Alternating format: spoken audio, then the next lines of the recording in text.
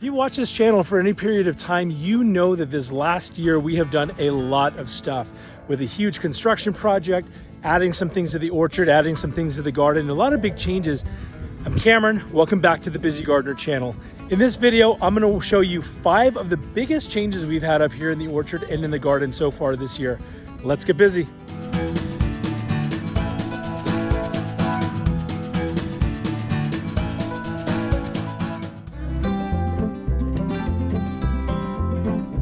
Hey, and right now would be a perfect time for you to hit the subscribe button, hit the like button, and hit that join button below to see if Busy Gardener membership might make sense for you. In fact, I'm gonna be shooting a more in-depth video that's gonna be members only. So take a look, see if that works for you. All right, let me show you the first. Well, you see that this corner of the orchard has had a massive transformation. This chicken coop was in the bottom of the property, and we had, let's say, an incident. I cannot even believe this. This is crazy. Oh, he's looking at me. Where we lost all of our chickens through an animal attack.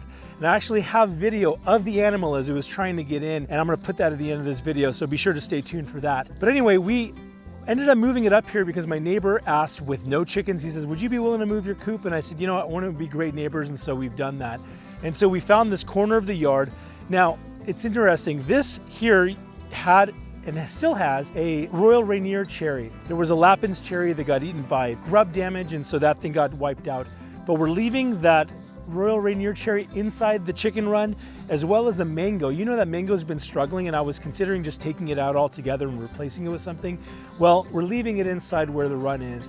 And so the chickens, if they want to roost on it, maybe they'll end up fixing the soil and it'll do better. The nice thing about building another run up here is we're able to reinforce it, a little bit more strong material. We've got pressure treated 2x4s. We're using hardware cloth instead of just regular poultry wire.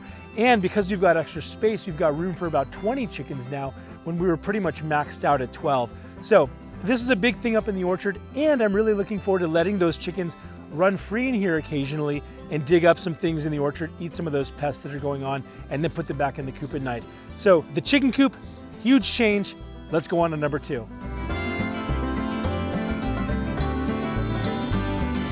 All right, this is the second change in the orchard. So here we had a Honeycrisp apple, which I got at Home Depot when I planted it. It really wasn't growing, it wasn't vigorous. It also was never producing anything, and it was in the ground for something like 3 years. And so we tried it, it didn't work out, and instead of keeping that here, I replaced it with this bacon avocado. And so this bacon avocado is really gonna be important in our layout here because all of the other avocados we have, the Pinkerton, the Little Cotto, and our Hass avocado are all A-type flowers, and this bacon avocado is a B-type flower, and so that's going to enable additional cross-pollination, and so we should expect to see a higher fruit set. There are some places geographically where you need both or you will not get really any fruit. In our setting here in Southern California, those A and B flowers will open up, but this is going to give us a more consistent pollination, and it's within 15-20 feet of every single one of the other avocados. So this was a second change. We're happy so far, it's looking pretty happy. All right, let's look at number 3.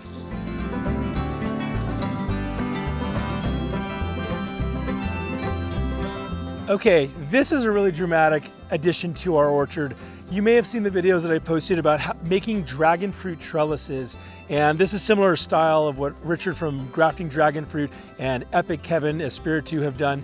And so we did a similar thing, and we've added 5 different varieties to our orchard, and I couldn't be happier with their growth. 3 of these came from Epic Kevin, 1 came from Charles Malky, and I got another one from the Cal Poly Pomona Farm Store. And they're all growing great, like this condor that's growing, making its way up and creeping over the top. I've been able to plant additional cuttings and propagate those, and those are all doing really well. And the 5 that we have are Condor, we've got Red Laverne, we've got American Beauty, we've got Sour Patch Kids, and we have Ecuador Palora. And all 5 of those are doing really well.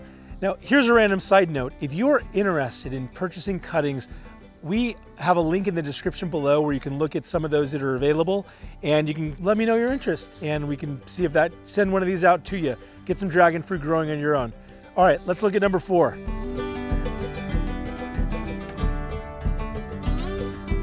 This planting here is our first planting in our new garden beds. And these were transplanted plants, transplanted flowers that we had in our old raised bed garden down there. And we've planted them up here. We planted ranunculus, we planted dahlias, and I think we had a zinnia that was also there. And we didn't know, we were just saying, hey, we hope that they make it through and they live, but they did even better than that. They totally boomed. And so we ended up seeing these things reemerge and produce tons and tons of flowers, the dahlias did. And now these ranunculus, which were dormant before, they've already had their season. They totally came to life after being transplanted, those little corms down in the ground. And so we've been so happy with the performance here. We've seen two things make a difference for us here. One has been watering and the other has been soil type. This ended up being that amazing soil, this like 50-50 mix or 70-30 mix, where it's like a sandy loam, but it's got decent organic material in it as well. And so it's very, very light, and these plants have just loved it. We've been so pleased with this. We're gonna be doing a soil video sometime in the next few months, maybe even with Epic Kevin is on his podcast, and I've been talking through some of soil, and that might be something to get you off to a good start. All right, let's look at number 5.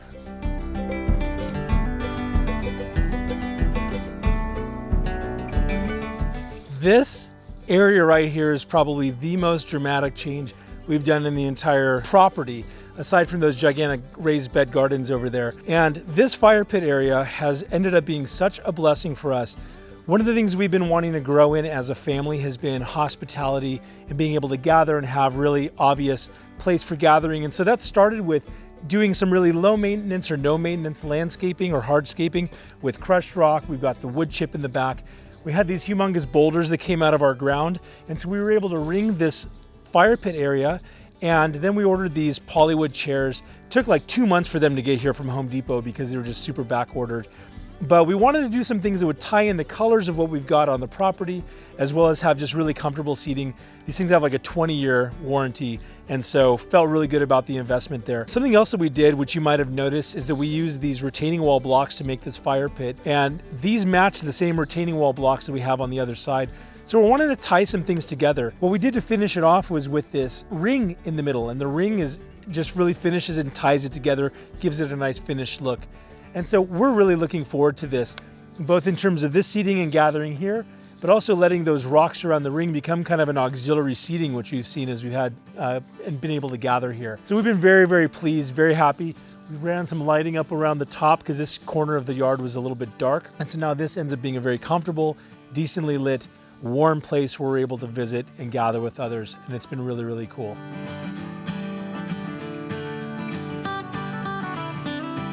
This is where the clash of the titans happened. Came over here one morning and just saw a bunch of dead chicken bodies and didn't know what in the world had happened. I saw a bunch of feathers, and it turned out that of our 12 chickens, 10 were dead. 8 were visible, the bodies were here, 2 were taken away, and 2 were living. Man, that was tough, because for us, growing eggs has been a wonderful thing in terms of kind of a food cycle in our property. And we're also looking to begin doing some egg sales, having my kids participate in that in the neighborhood. And so this was a real blow for us. But I thought, hey, I'm gonna go through and cover where I saw this animal get in. I didn't know, was it a raccoon? There was no digging underneath. It was something I could see had come in through the top. And so what I did was I put out a camera that was here. And as I came out here with these supplies to just fix this coop and seal off where I'd seen some animal get in, I noticed that there was another animal, another chicken had died. And I wondered, I thought, oh no, it had gotten killed from, injured the night before, and it just succumbed to its injuries. But then as I looked over a little bit, I saw a bobcat. It wasn't immediately obvious to me what kind of cat it was, but because I had this very narrow thing, but I could tell that it was big. Was it a mountain lion? Was it a bobcat? And then it ran off to the side of behind the coop, and I saw its paws up in the corner of the run area. And I got out of here. I ran away.